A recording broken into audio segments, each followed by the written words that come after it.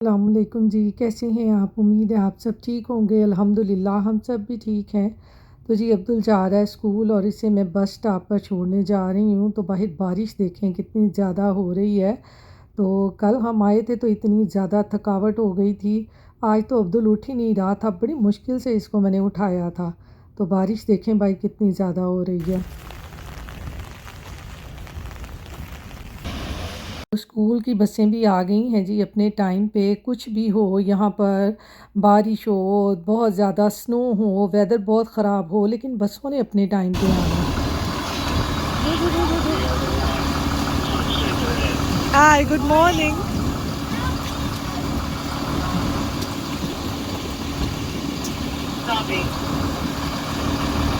यहाँ पर एक बच्चे का वेट किया जा रहा था, वो नहीं अभी आया था ना, इसलिए खड़ी हुई थी ये। बाय।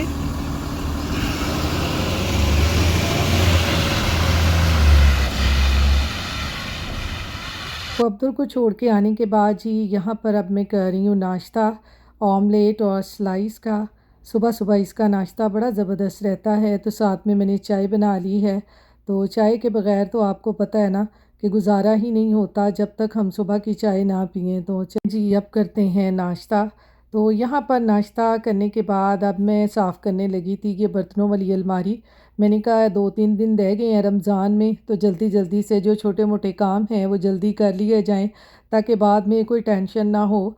और इस तरह से ये सारे मैंने बर्तन निकाल कर अलमारी में से ये स्प्रे करके इसको मैं अच्छे तरीके से साफ़ कर लूँगी। फिर आपको पता है ज़्यादा टाइम नहीं मिलता रमज़ान में, ज़्यादा यही होता है कि इबादत कर ली जाए, ज़्यादा से ज़्यादा नमाज कुरान पढ़ लिया जाए, क्योंकि रहमतों वाला महीना होता है। तो फिर ज़्यादातर ना कुछ करने को भी दिल नहीं करता। तो फिर रोज़ा भी रखा होता है इसलिए। तो यहाँ पर ये देखें सारी अलमारी जो है मैंने ये साफ़ कर ली है, इसकी डस्टिंग वगैरह हो गई है, बिल्कुल साफ़ हो गई है। तो इधर बर्तन जो थे वो निकाल कर मैंने सारे इधर टेबल पे रख दिए थे, कुछ मैंने फ्लोर पे रख दिए थे। तो मैंने कहा इनको धो के ना तो साफ़ करके अच्छे तरीके से फिर मैं अलमारी में रख दूँगी। तो यहाँ पर जी बर्तनों को अच्छे तरीके से धोकर मैंने नैपकिन से सारा साफ़ करके अलमारी में मैंने लगा दिया है। तो ये देखें कितनी ज़बरदस्त मेरी अलमारी साफ़ हो गई है। इस तरह के छोटे छोटे काम जो है ना रोज़ों से पहले कर लेना तो बड़ी आसानी हो जाती है। तो ये काम तो हो गया। अब दूसरी तरफ मैं बनाने लगी हूँ जी देसी घी। मेरा देसी घी ख़त्म हो गया था और आपको पता है रमज़ान में भी थोड़े दिन रह गए हैं, तो मैंने कहा चलें ये भी काम कर लेते हैं, साथ साथ देसी घी भी बना लेते हैं। तो ये मेरे पास ये 3 अनसॉल्टेड बटर के पैक पड़े हुए थे। इनको मैंने पैन में डालकर ये देखें गरम कर लिया है। अनसॉल्टेड बटर से ना बड़ी जल्दी से घी बन जाता है और प्योर घी बनता है। आपको पता है घर के इस तरह देसी घी की तो क्या ही बात है। तो बड़ा ज़बरदस्त बनता है, इसमें कोई टाइम नहीं स्पेंड होता कि बहुत ज़्यादा टाइम लगता है, सिर्फ आधा घंटा लगता होगा। ये देखें आधे घंटे बाद ये देखें कितना ज़बरदस्त घी बन रहा है। और आपको पता है रमज़ान में तो इसके पराठे बड़े ही मज़े के लगते हैं। तो घी को मैंने दूसरी तरफ पकने के लिए रख दिया है और इधर अब्दुल आ गया था और उसने खाना था पास्ता। उसके लिए मैंने पैन में ऑयल डालकर थोड़ा सा बोनलेस मैंने चिकन डाल दिया है और उसके साथ ही मैंने 1 टीस्पून डाला है लहसुन पाउडर, 1 टीस्पून अदरक पाउडर और 1 टीस्पून अनियन पाउडर का डालकर इसको मैं चिकन के साथ अच्छी तरह से भून लूँगी, ताकि चिकन का कच्चापन भी दूर हो जाए और इसका थोड़ा सा कलर भी चेंज हो जाए।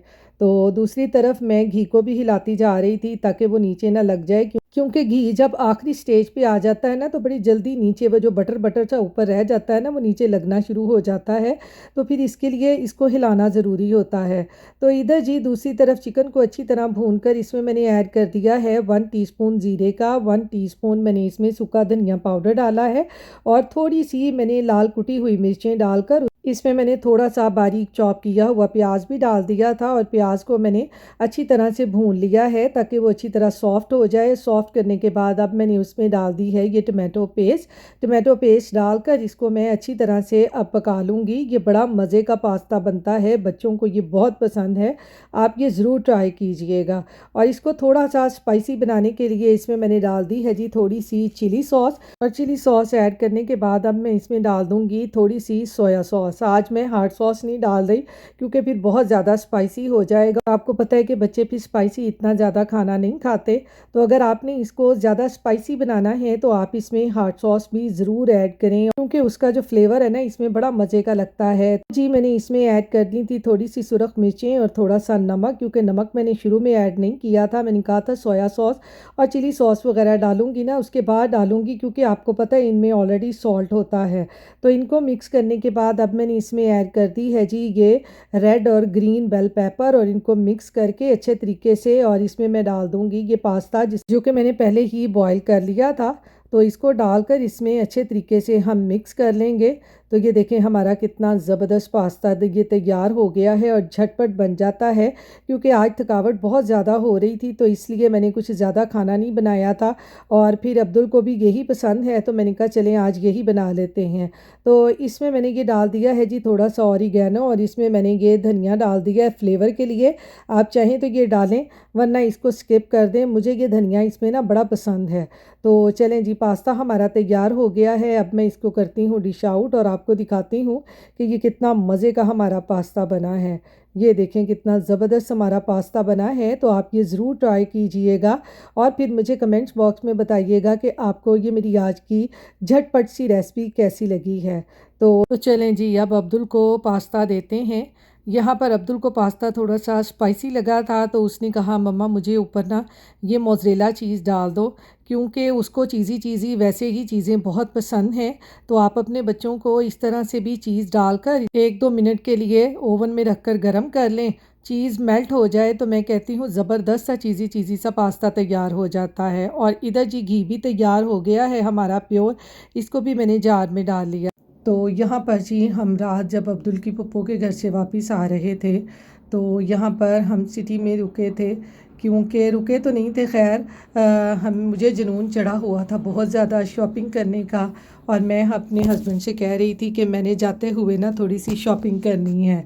तो आपको पता है हम लोग अगर बाहर निकल आएँ तो हमें शॉपिंग का बहुत ज़्यादा होता है। तो यहाँ पर शॉपिंग क्या करनी थी जी, यहाँ पर तो सारे ही मॉल बंद थे क्योंकि रात का बहुत टाइम हो गया था। ये देखें सारे ही मॉल बंद थे, और मेरे हस्बैंड यहाँ पर ना मुझे मजाक करने लग गए, कहते तुम्हें जितना जुनून चढ़ा हुआ था ना शॉपिंग करने का तू शॉपिंग कर लाए थे, सब कुछ ही बंद है। तो ये देखें यहाँ पर सब कुछ ही बंद था, कुछ भी नहीं खुला हुआ था।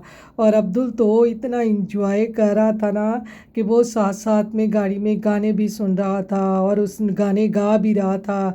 बच्चे बड़ा इंजॉय करते हैं। अभी मैं कहती हूँ जितनी मर्ज़ी थकावट हो ना बच्चे नहीं थकते, बच्चे तो बस यही कहते हैं कि हमने इंजॉय करना ही करना है। तो ये था जी मेरा आज का व्लॉग। इसके साथ ही मैं अपने आज के व्लॉग का भी एंड करती हूँ। फिर मिलूँगी किसी नए व्लॉग के साथ। अपनी दुआओं में मुझे याद रखिएगा, अपना ढेर सारा ख्याल रखिएगा। इसके साथ ही अल्लाह हाफिज़।